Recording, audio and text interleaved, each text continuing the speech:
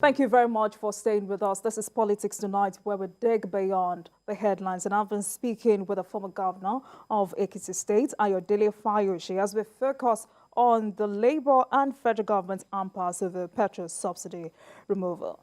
Your Excellency, let's move on with Fayose. I do apologize, Your Excellency. All right, so Organized Labour said the protest is in the best interest of the masses. I mean, don't you think it could be hijacked if it gets prolonged?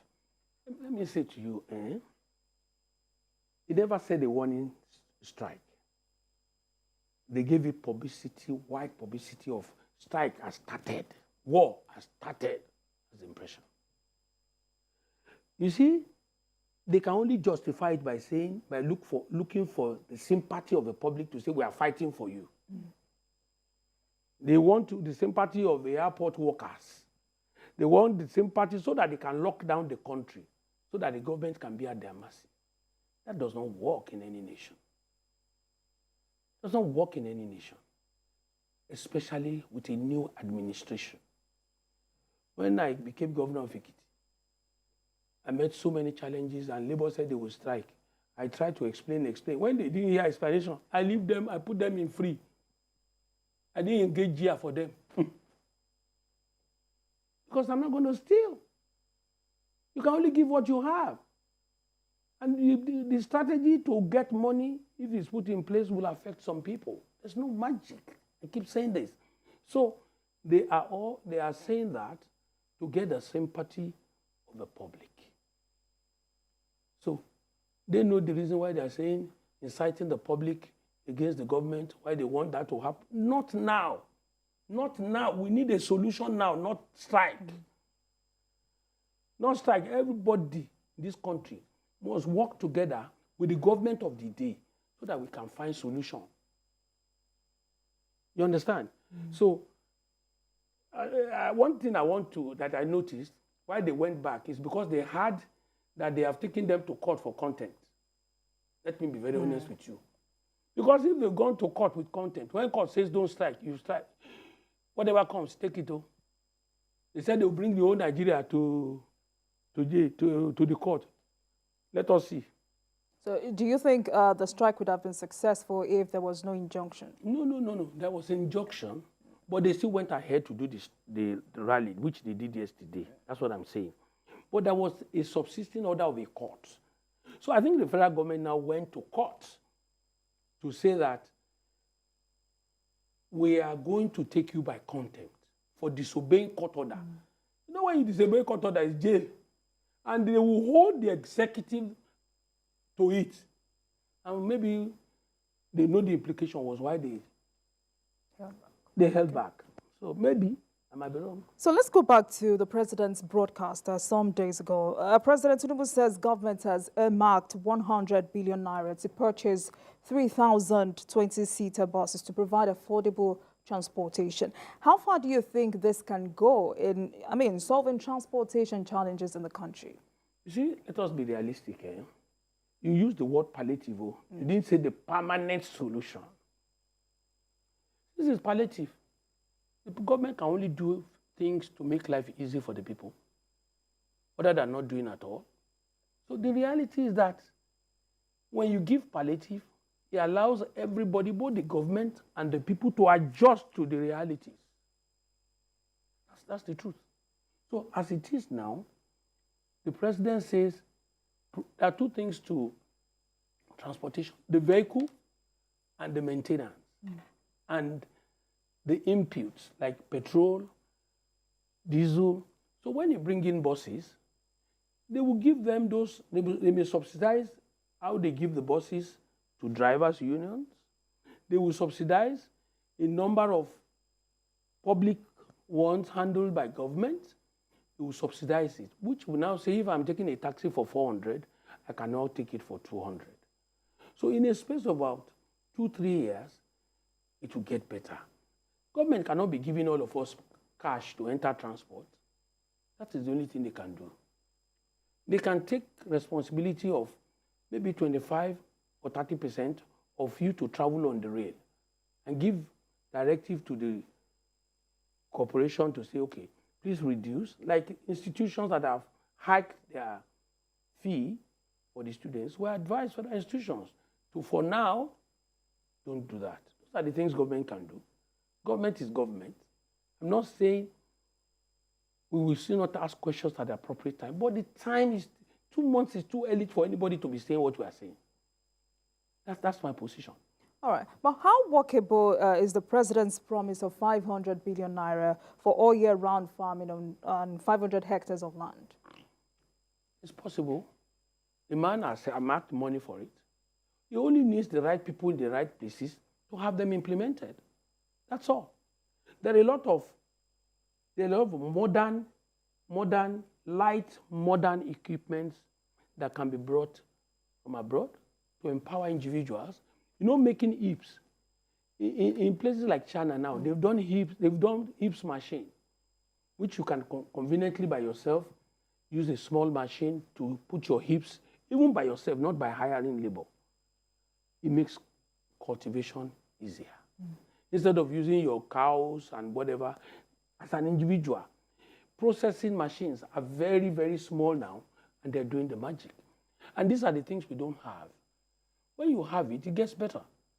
Things that can readily make you sieve maize from the shaft. All things are possible, but the average man may not have power to purchase. Unfortunately, too, when they give it to some people, they would rather go and sell. It's common of Yoruba people. Even if they give them a house, they will go and sell the house to Igbo. They will be using one room inside the house. So the first thing is that we must change our attitude. The problem of Nigeria is attitude, not even all these things they are talking about. Our attitude must be right, reasonably patriotic, to be able to live right. When you see the way certain people are behaving on the street, in our highways, it will shock you because nobody is holding nobody to account. That's all. Another thing I sure you should do is to ensure that people are held to account. A lot of lives are daily wasted, even wasted more than Boko Haram and all that because of the attitude of our people. So the president also said 125 billion naira will be allocated to the micro, small and medium-scale enterprises and the informal sector, which are the drivers of economic growth. How feasible is this as well? Possible. Everything is. A car can go at a reasonable speed and you'll be comfortable. When they're not in the hands of mad handlers, when they're in the hands, good hands, and technologically driven to make sure that the person who is supposed to be the beneficiary of such gets the things, and there's a feedback mechanism. These things works. And the attitude thing, you must equally ensure there will be consequences for people that will mess up with that project. Sometimes it's not about the president, it's the people around him. He must be courageous enough, like, in my opinion, put the people, I'm not saying put me, oh, no. I don't even want something that can close my mouth. Oh. If I need anything, I am a former governor, I have reach, I will tell people this. But let us talk about Nigeria.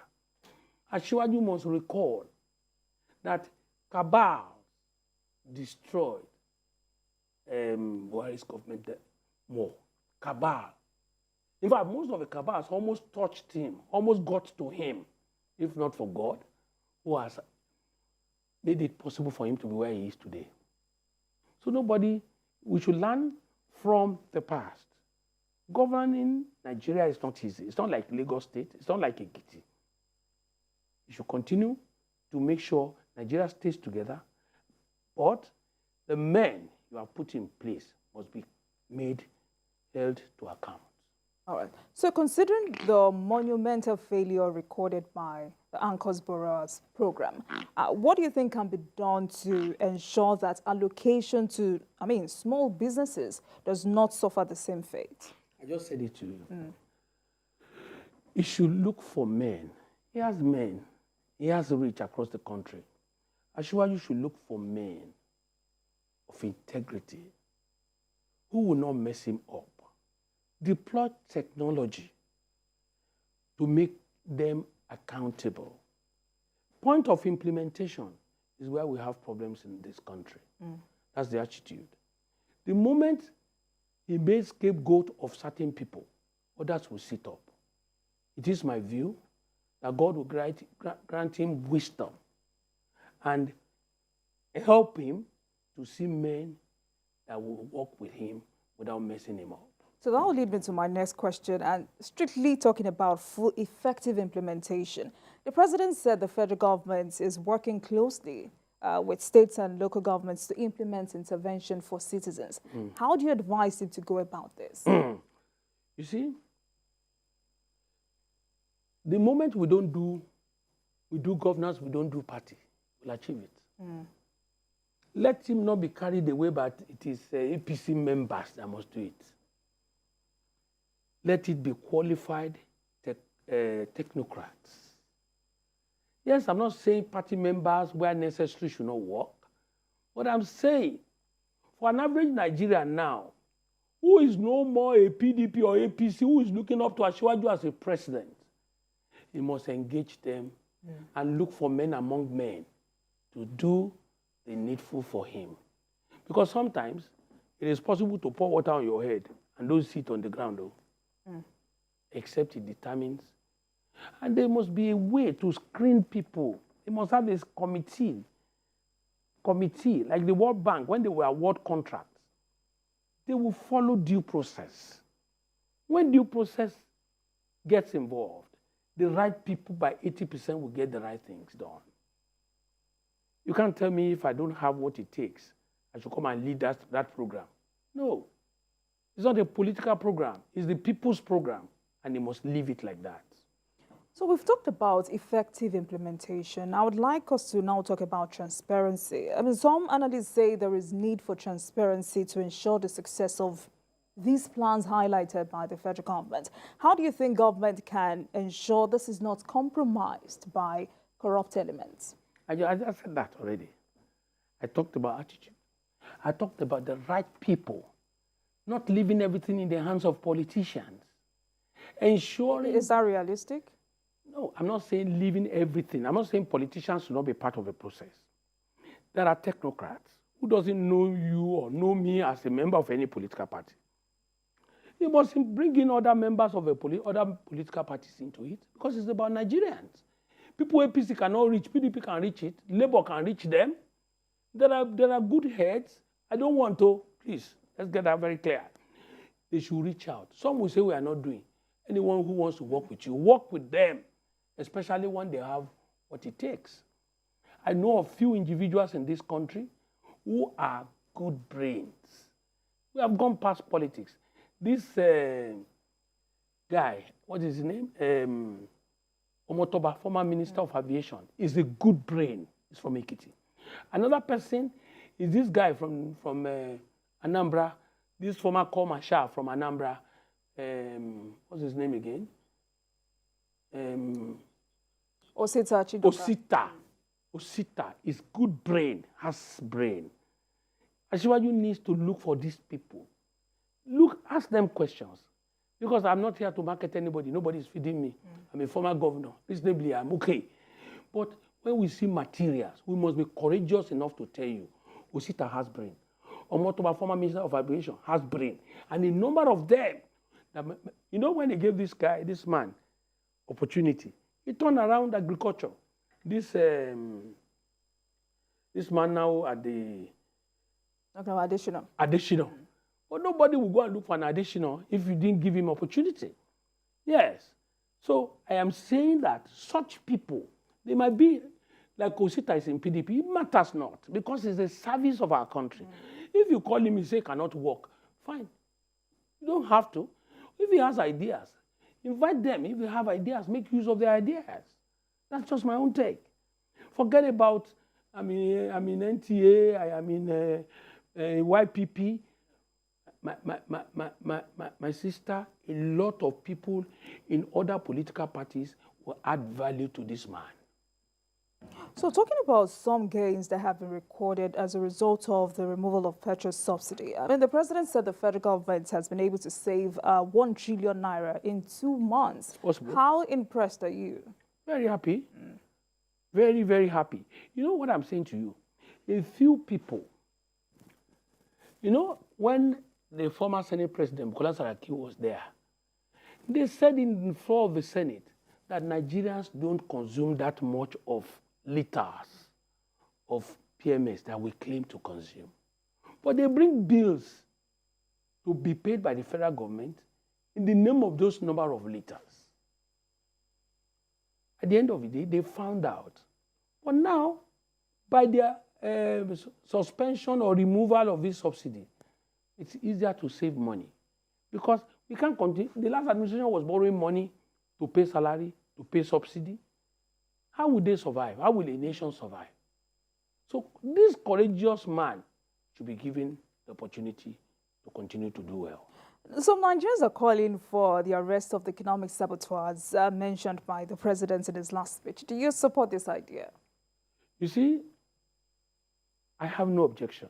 What I'm saying is that in the course of pointing fingers, the innocent should be excused. There should be no political victimization. There should be no reason to put people into trouble for whatever it is. So if they are looking for people who benefit wrongly from such dodgy ways, it must be a thorough investigation without political coloration. All right, so which of the relief packages announced by the president do you consider the most critical for the country at this time? They are all critical. Somebody, let me come back to this issue of somebody who gets like 8,000, 10,000 monthly. Let me say to you, when I was governor of Ekiti, I was giving 5,000 naira to almost 2,000 people. At a point, we moved it to 3,000. Understand? It was, you see, when things are not easy, the list of money you imagine will not make a difference, will be making that difference. A woman has told me that every month that 5,000, I'm talking about issues about 6 years ago, each time that money drops in my account, I send it to my son in school. You understand? So for every situation, there's a reason to appreciate God and government. So, Your Excellency, your friend, Governor Wike, has been nominated as a minister. Can we say he is still in the PDP? Of course. Wike, listen, Bola Ige was Obasanjo's Minister of Justice. Didn't leave AD. We're talking about Nigeria. Wike is an asset. I just said it now. I didn't even mention Wike. I said there are other people in PDP, in YPP, in other political parties that can do great service to this country. I never knew you asked this question. Look, I am not going to tell you Wike is this, Wike is that. Wike is a hard work horse, an achiever, a man who says, I want to do this, you'll get results. He's not the only one like that, but the instance case, Wike is an asset to this government. All right, so is former Governor Fayose also still in the PDP? I am in the PDP. PDP say they don't want me, I'm in my house. I don't care. You see, at this age, I've said to you, I'm not contesting. I'm not looking for anything. One thing I want to tell the PDP, go back and look for everybody. Go and look for everybody. People are fighting, are grieved for certain things that has happened by the handling of their future. But we can't abandon our party to go and join APC, or God forbid bad thing. Ayo Fayose, will never, by the grace of God, go and join PDP. No. Go and join APC. That you me. So how would you assess the administration of Governor Biodun Oyebanji? The governor of Ekiti. I've said it before, that is the best hand we have for now. Oyebanji is doing very, very well. You see, one of the things that the young man is doing is to look for all the leaders of the state. We didn't do most of that. Fayemi don't even do any. In terms of go and look for, Fayemi is an Englishman, I am an Ekiti man, our ways are different. This man took part of Fayemi's way, took part of Fayose's way, took part of Adebayo's way, and forging ahead. He has chosen not to have any enemy. And I was in Ekiti for a function. I was in his car. He took me to see a few things. My sister, what I saw, I'm more than impressed. Oyebanji can't feed me. Oh. Me too, I have small change, yo. I have small change. Ekiti does not have the resources to feed somebody like me. My mouth is wide. So, but when we see when somebody is doing well, I cannot hide it. Oh. If Oyebanji is doing well in an election, I will say go and vote for Oyebanji. Oh, Emi, me. If Oyebanji goes off track, I will come to this station and say that Oyebanji is very, very bad now. So far, so good. He's doing very, very well. I endorse him. All right. And I endorse his people. So before I let you go, let me have your final message to Nigerians. I've said more than the final message, and I will still talk another day. The good thing I want to say in Nigeria, don't let them drag you to the street for no reason. Don't let them drag you to the street for no reason. Asiwaju just got there. All right. North, south, east, let us be patient. They said those things that are not enough are still going to become plenteous. There's no miracle worker. The man has just assumed office. And another thing I want to say, that reminds me. I follow the tribunal. And I follow comments. I want to tell everybody, including Asiwaju's camp, including Obi's camp, including Atiku's camp. All of you are saying you are the winner at the election. You have submitted to the jurisdiction of the court. You must be ready. Stop blackmailing the judiciary. All right. You must be ready to accept the outcome. If it doesn't go your way, then the judiciary is not good. So if it's Atiku they give, we will go back to the government house. If it's Obi, they will go there. If they don't give you two, you have to Bakamu. All right. Thank you so much, Your Excellency. Former Governor of Ekiti State, Ayodele Fayose, thank you so much. Thank you so much for coming on Politics Tonight. Thank you, Your Excellency. It's an honor.